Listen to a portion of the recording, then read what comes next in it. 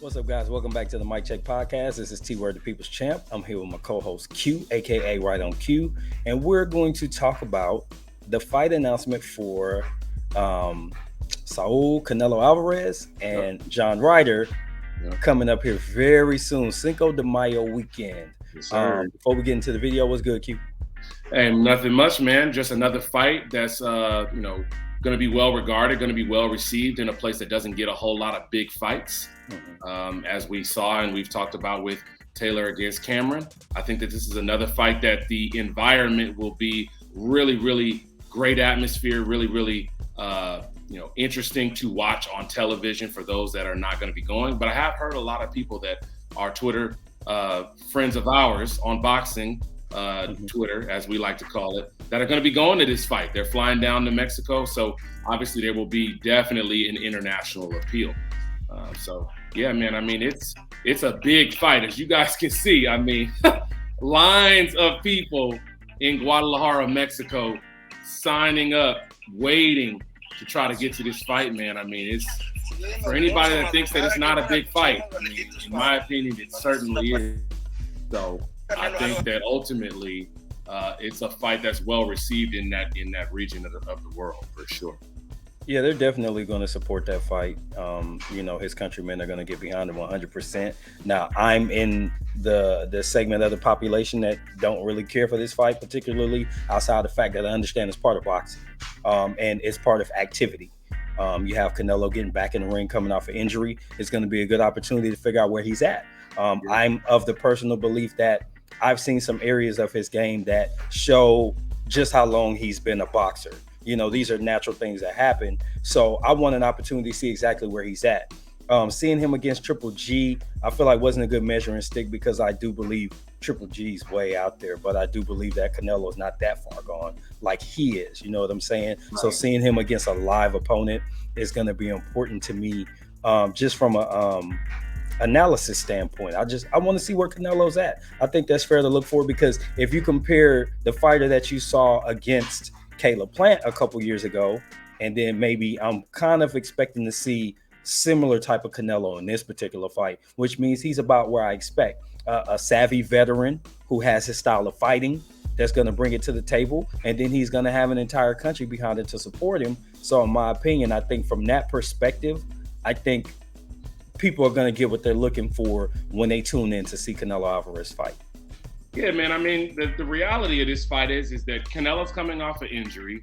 He's been one of the more active boxers over the last 2 years since the pandemic. And it's at a point where he's going to be coming off of a surgery. And it's a great, in my opinion, it's a great first fight to come back to, in my honest opinion. I understand the people that may not want that fight to be the fight that they were looking for. I can understand that for certain people because they expect Canelo to be in there with people that they think he may lose to, people that they think have a great chance to win against him. But if people really want to take an honest look at it and they want to go back and look at how well John Ryder has done in the last year and a half, I mean, he's really hit a hot streak now. He may not be a well-known boxer for folks that don't watch a lot of UK boxing, but he arguably beat Callum Smith. He's just now coming off a win against Zach Parker, a guy that for whatever reason, financial or otherwise, Demetrius Andrade was not able to get in the ring with to defend his title or use his super status to move up to 168 pounds. I think that he's a solid fighter, and I think the one part that makes it interesting that John Ryder is an action guy. He's a pressure fighter. He has only one way to fight. I think that itself towards an appealing style from a matchup standpoint, because a guy who wants to be a pure boxer against Canelo is going to stay on the outside and want to move around him. But John Ryder is going to bring it right to him. And that's exactly what those Mexican fans are going to want. They're going to want somebody who brings it straight to Canelo because that's the kind of fight that they're looking forward to.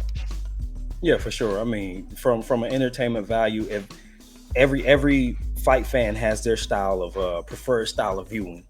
Some people want to see super strategic, like you said, fighting from the outside, fighting at range, moving in and out, moving laterally. Some people want to see get in that phone booth and let me see who's tougher.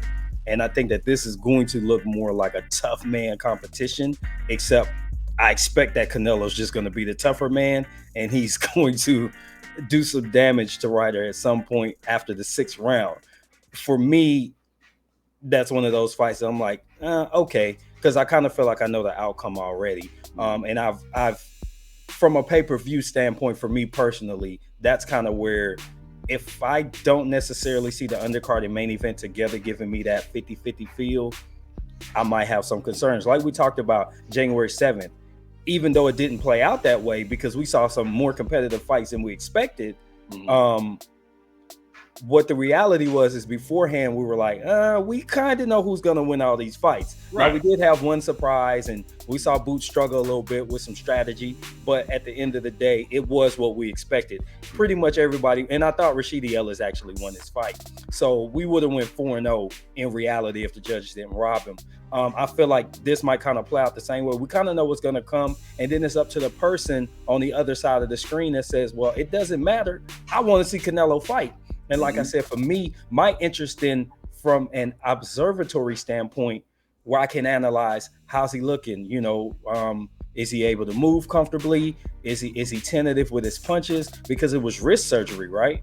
Yep, wrist surgery. Yep. So when you start to think about things like that, you kind of go, okay, I just want to see, because as a fighter, if you have any doubts about your hands and the ability of your hands to hold up, it's going to change your game a lot. So I'm going to be paying attention to things like that. And obviously we want to be able to watch and then have the opportunity to talk about the fight after the show. So I think for a casual fan of Canelo, they're going to tune in. For hardcore fans like us, we're going to tune in. I think you have that middle ground of boxing/sports fans that may have to really consider their dollar in this one.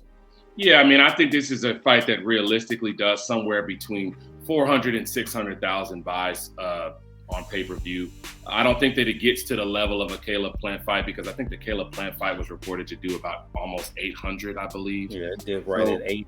I think if it gets to 6, it's a success, not only because it's not against a guy who has a big name or has a title for Canelo to win, but honestly, the intrigue is exactly what you said. It comes from, how does Canelo look now after all of the tough fights he's had in the past, coming off of an injury in his early to mid 30s, at a point where people may have started to see some shine come off of his resume and off of his game, so to speak. So it's an intrigue. It intrigues me a lot. I mean, I think that it's an intriguing fight just from that standpoint alone.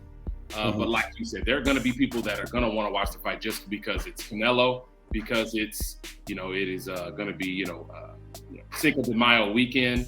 Yeah, it's a party. It's a landmark of the boxing schedule. To see a major fight that weekend. So this is definitely going to be the biggest fight that weekend now, with the postponement of, Fulton Inoue. But what I will say for the detractors is that if you want to go back and do some homework, you can go back and watch John Ryder, and you will see some solid qualities. He may not be the very, very best that 168 has to offer, but he's no slouch. He's definitely in the top 10, and he's a worthy opponent in this scenario to be getting a title shot. And we're definitely going to get a good look at it on Cinco de Mayo weekend. So, guys, we'd love to get your thoughts. We're going to leave it right there. This has been Team Q for the Mic Check Podcast. Until the next time, we're out. Peace.